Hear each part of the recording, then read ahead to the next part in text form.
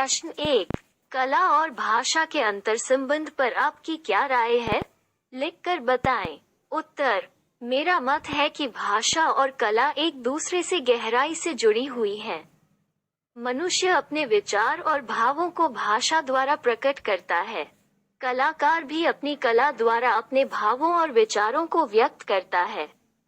यदि कोई चित्रकार है तो वो रंगों और रेखाओं द्वारा अपने प्रकृति प्रेम को चित्रों द्वारा व्यक्त करता है। एक नृत्यकार अपने अंग संचालन और मुद्राओं द्वारा अपनी भावनाएं व्यक्त करता है। इसी प्रकार एक संगीतकार अपने गायन द्वारा अपनी भावनाएं श्रोताओं तक पहुंचाता है।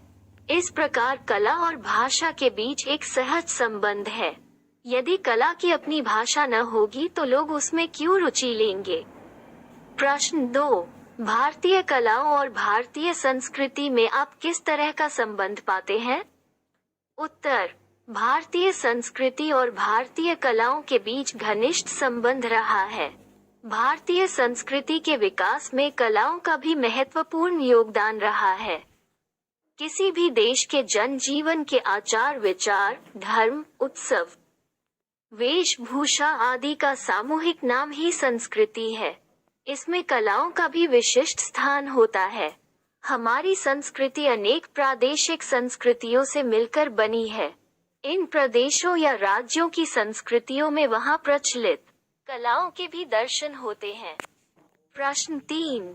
शास्त्रीय कलाओं का आधार जनजातीय और लोक कलाएं हैं। अपनी सहमति और असहमति के पक्ष में तर्क दें। उत्तर।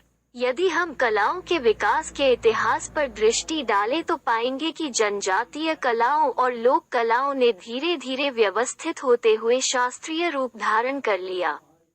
कलाओं ने जनजातीय समाज और लोक जीवन के बीच ही जन्म लिया था। धीरे धीरे उनमें निखार आता गया और उन्होंने व्यवसाय का रूप ले लिया।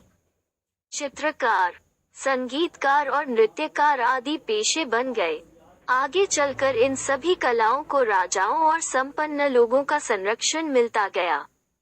तब इनके नियम उपनियम बने और इन्होंने शास्त्रों का रूप ले लिया। प्राचीन शैल चित्रों से प्रारंभ हुई चित्रकारी से गुप्त काल तक आते आते चित्रकला की निपुणता चरम स्थिति पर पहुंच गई।